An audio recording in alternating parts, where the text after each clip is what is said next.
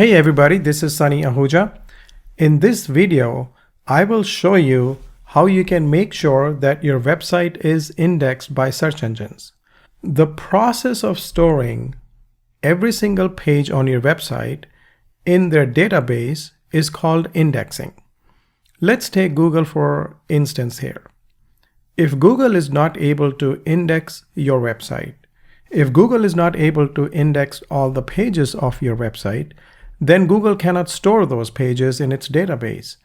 If Google cannot store those pages, then Google cannot show those pages to your future customers, clients, or your prospects. So it's important that every single page of your website gets indexed by Google. And now here's how you can check it. You can actually check the pages that are indexed by search engines or by Google, and here's how that's done. So what you do is you go to Google, you write the word site, colon, and your website name, your website domain, okay? And then you just hit on search. So Google will then search for all the pages it has in its database for that particular domain, for that particular website. So in this case, I search for my site here, Kill It Online, and Google shows a result of 2,400 pages. You can do that with your website as well. You can also do that with your competitors' websites. That'll give you an idea how many pages they have. It does help to have more pages if you want to rank high in search engines.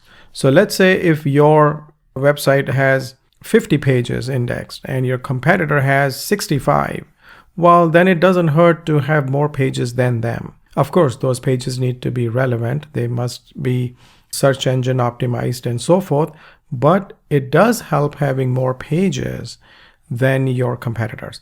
Now, if your website has 50 pages and a competitor has 2,000 pages, I don't want you to start writing page after page to beat them because now you want to have more than 2,000 pages. That doesn't work as well. You can focus on other strategies to beat them on their rankings. But if the difference is a small one, then of course you can have more pages than them.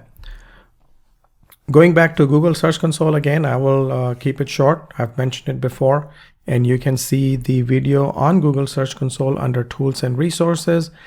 It does help your website if it's in Google Search Console. Besides other issues and errors that Google will tell you, it will also index every single page of your website, especially if you add an XML sitemap. So you create a sitemap, you submit it to Google, and that will tell Google about every single page that exists on your website. So make sure you do this. Now, you also want to make sure that your website does not have any duplicate pages. See, Google does not like duplicate pages.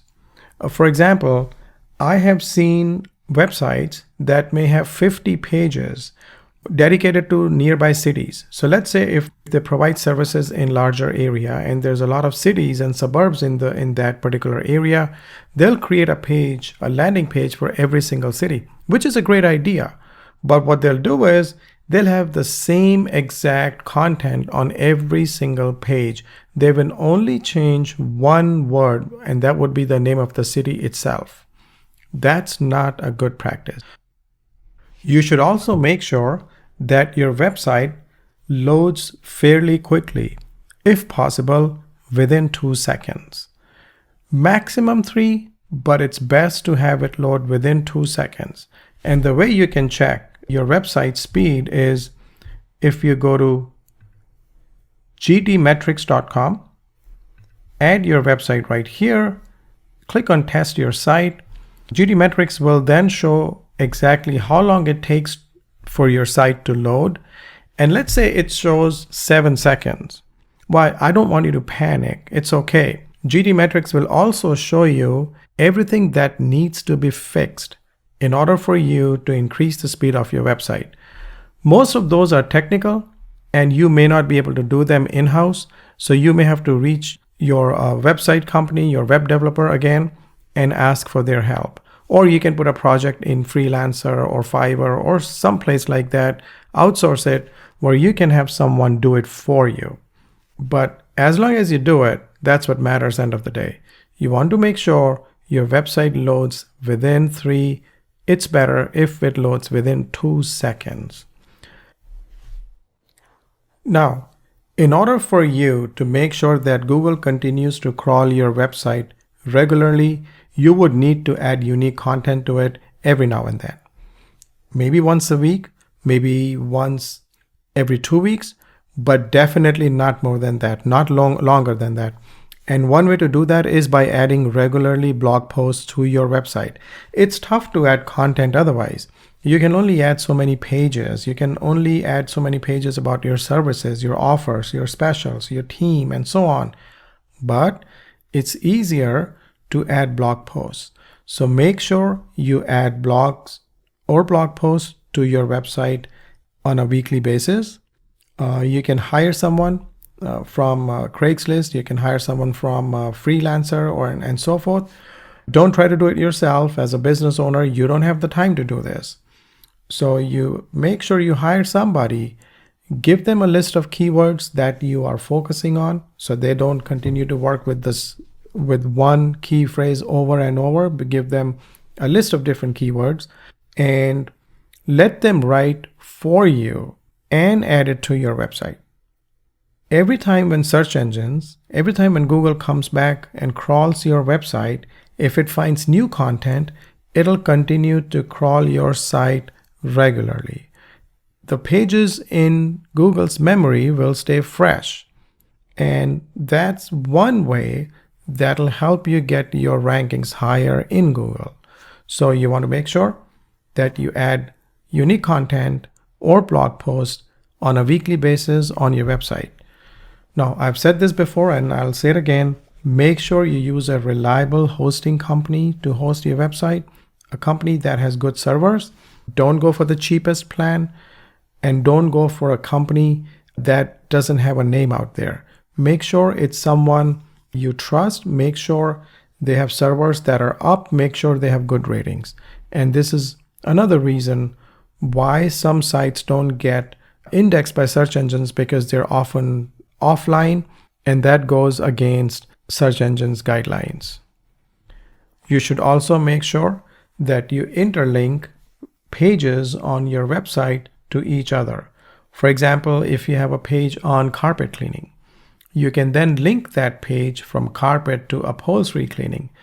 You can link to rug cleaning page, or any other page for that matter. So it doesn't matter which industry you are in. I'm sure you provide multiple services. So make sure you link your pages from one page to another page. You can do the same thing with your blog post. You can link your blog post to the service page of your website and vice versa.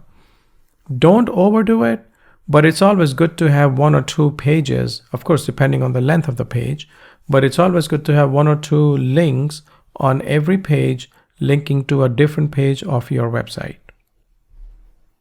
Here's another thing. Make sure that the images that you upload in your website are optimized, which means they're optimized for size. If you use a professional camera, it may take images and store them in huge files. The high resolution images are in huge files. You should not upload that image to your website. You need to optimize it. You need to reduce its size and then upload it to your website. Now, sometimes this can be a problem for a website. Orphan pages. A page without any link to it is called an orphan page. The problem with orphan page is that it cannot be found by your visitors, your website's visitors, or search engines. So let's say if you have a page that has useful information on it that you want to show to your prospects, your visitors, but that's an orphan page, or the page has no link, then the visitors to your website will not be able to find it, and Google will not be able to index it. Even if it's a part of your XML sitemap, Google may still not be able to index it and put it in its database. So you should make sure that every single page on your website has a link coming to it from somewhere else, and make sure the maximum amount of links or clicks it takes for a person to reach every single page of your website is 3. People should be able to find every single page on your website under 3 clicks. So that was about indexing of your website, and now I will see you in the next video.